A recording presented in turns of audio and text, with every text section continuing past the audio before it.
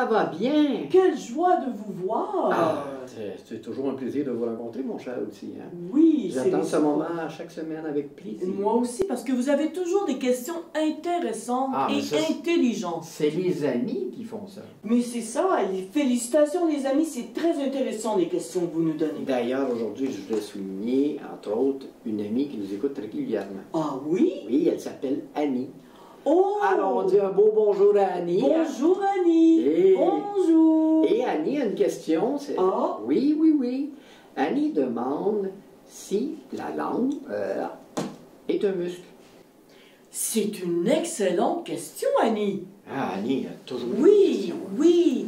Eh bien, la langue oui, la langue, est l'un des rares organes du corps qui est attaché à une seule extrémité.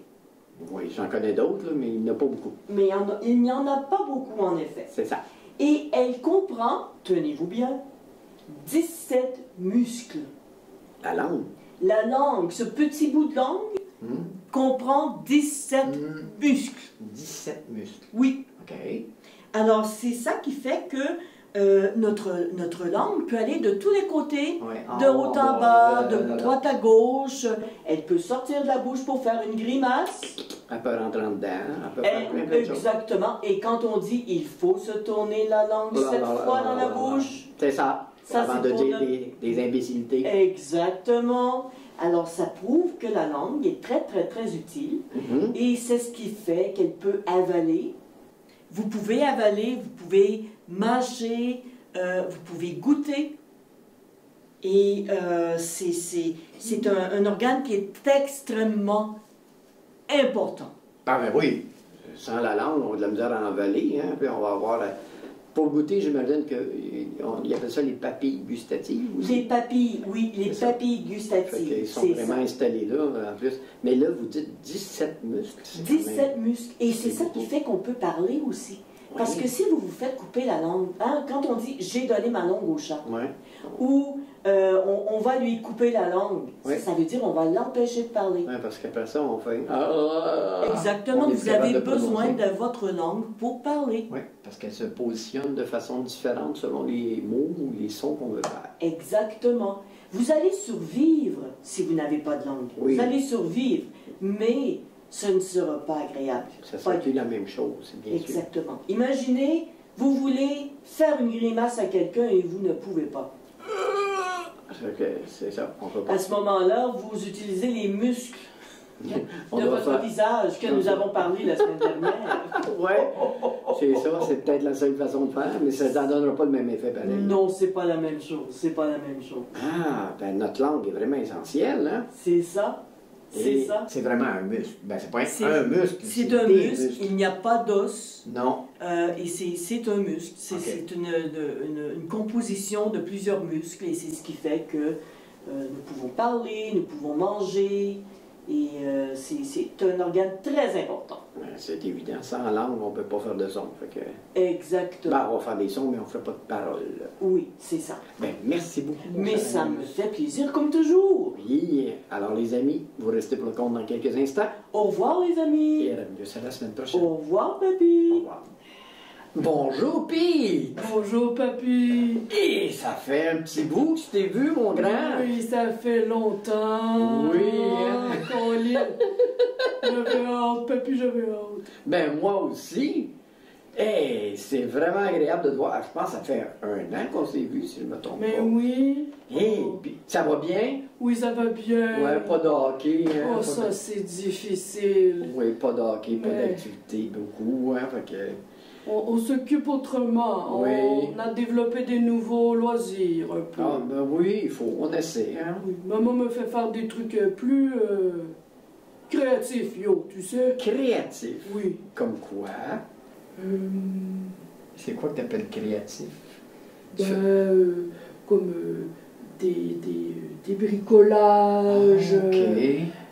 On a fabriqué des chandelles. Des chandelles? Oui, pendant la semaine de relâche. Ah, OK. Ben justement, ça vaut la peine parce qu'on a eu des pannes de courant assez régulièrement. Hein? Oui. Ah, c'est ça. Fait Puis que... toi, tu vas bien, papy? Oh, papy va bien, on voit pas beaucoup de gens bien là. Ah, mais il y a les amis qui sont là maintenant. Bonjour les amis! Bonjour les amis! Fait que c'est ça, on voit pas grand monde, on est confinés, et puis... mais bientôt, on va être vaccinés, puis on va être capable de revenir à des activités plus normales. Toi, tu l'as eu, papy? J'ai eu un vaccin. Moi, j'ai eu un vaccin, j'attends la deuxième dose, là. Mais j'ai au moins eu mon premier vaccin. Oh, c'est bien. Tranquillement, pas vite, on va Est-ce que décider. ça fait mal? Non, pas du tout, pas du tout. Puis ça va très bien, ceux qui arrivent, les infirmières ou les infirmiers, là, ils nous font ça, là. Ils te piquent en temps de le dire. Ils nous disent ça va piquer un petit peu, tu sens quasiment rien. Puis après qu'on a été piqué, ben, on a quelques jours avec le bras un petit peu endolori, là, mais c'est pas plus que ça. C'est comme le vaccin à l'école. C'est moins pire que d'avoir la COVID. Là, ça c'est pas drôle. Parce qu'on peut être très malade. Fait que, on évite des gros problèmes. Excellent. Tu viens pour un compte aujourd'hui? Oui, j'ai Oui, comme les amis. excité. Les amis sont là aussi pour le compte. Oui.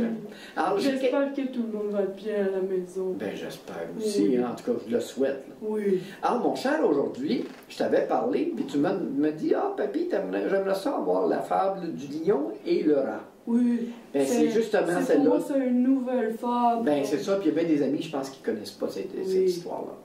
Fait qu'on y va, t'es prêt? Oui, je suis prêt. OK. Par un après-midi de canicule, tu sais, ça veut dire que de canicule, ça? Oui, je sais quand il fait très chaud l'été. Exactement. Un lion, épuisé par la chaleur, faisait la sieste à l'ombre d'un gigantesque baobab. Tu sais quoi un baobab aussi? Hein? C'est un gros arbre, oui, mais qui ne pousse pas partout. Ça pousse sur l'île de Madagascar, un peu en Afrique, puis en Australie. En Australie, c'est ça. C'est un arbre qui est assez spécial, mais qui vit très, très longtemps. Au milieu de la savane, un rat qui passait par là décida de profiter du sommeil du fameux roi des animaux pour enfin pouvoir le voir de près. Ben là, il faisait dodo, fait qu'il dit « on va en profiter, on va essayer de le voir un peu plus proche. » Il était pas très peureux, hein? Non, ben il disait qu'il fait dodo. Fait qu'il s'approche et il dit « Oh, comme il est gros!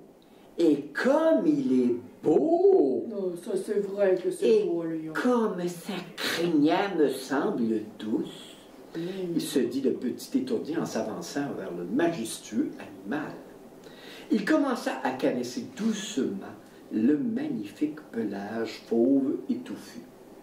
C'était si soyeux qu'il ne put résister à la tentation de se blottir dans l'épais col de fourrure. Dans sa grosse crinière. Exactement. Il alla même jusqu'à grimper sur le dos de l'animal, puis se roula joyeusement dans l'abondante crinière dorée.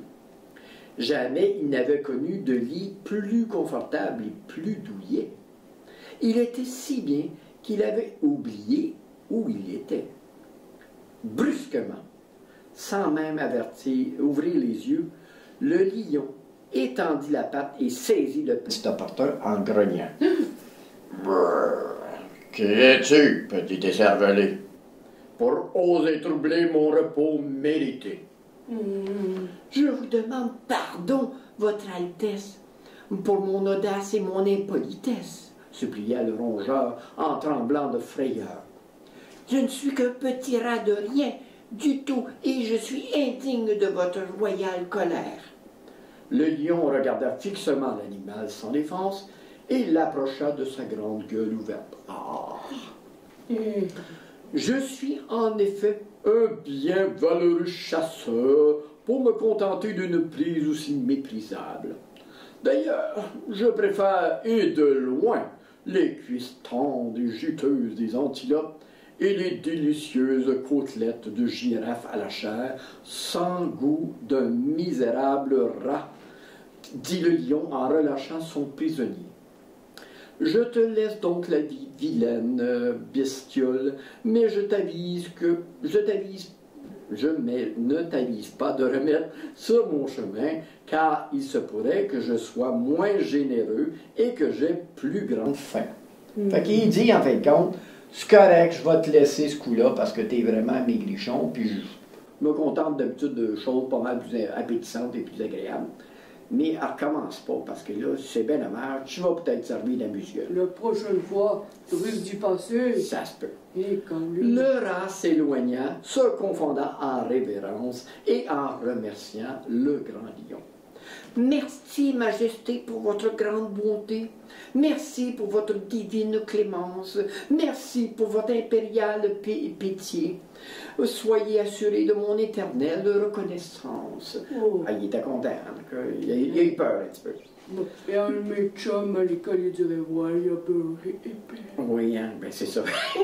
Mais il était content, je pense. Oui. Le lion bâilla nonchalamment, referma les yeux et se rendormit. Oh. Quand il se réveilla à la tombée de la nuit, l'air était plus frais. Il décida d'aller à la chasse aux serpents. C'est bon, c'est un peu comme des spaghettis pour lui. Au moment où il pénétrait dans la forêt obscure, il se prit la patte entre les mailles d'un grand filet posé par des chasseurs de lions. Oh. Mais... Le lion se débattit tant qu'il put, mais le filet se serra autour de lui, l'empêcha bientôt de faire le moindre mouvement. Pris au piège, il se mit à rugir de toutes ses forces. Le rat, qui était non loin de là, reconnut le rugissement de la détresse du lion. Il accourut aussitôt pour le secourir. « Messire Lion, vous voilà dans un bien mauvais pas, mais ne vous en faites pas. Et je suis là, et comme vous l'avez fait pour moi cet après-midi, je vais à mon tour vous sauver la vie. » Le rat commença à ronger patiemment, une à une, les grosses mailles du filet. Oh, il rongeait les cordes. Exactement. Il y passa courageusement toute la nuit. Et c'est ainsi qu'au petit matin, un pauvre petit rat de rien du tout sauva la vie d'un roi des animaux, et qui à son tour fut rempli de gratitude pour son nouvel ami qui le resta pour le reste de sa vie. Oh! C'est le petit rat qui a sauvé le lion cette fois-là, hein? Oui. Ah, c'est bien pour dire, hein? Ça démontre que n'importe quoi dans la vie, on peut avoir besoin de Plus petit que soi. Oui. Exactement. Exactement. Et le lion, en étant compatissant et en disant, ben ok, je te mangerai pas, ben, c'en est fait un ami qui lui a finalement sauvé la vie. Oui. Bon, ben c'était ça, la fable. C'est une belle fable, papy. Oui, la fable du lion et du rat.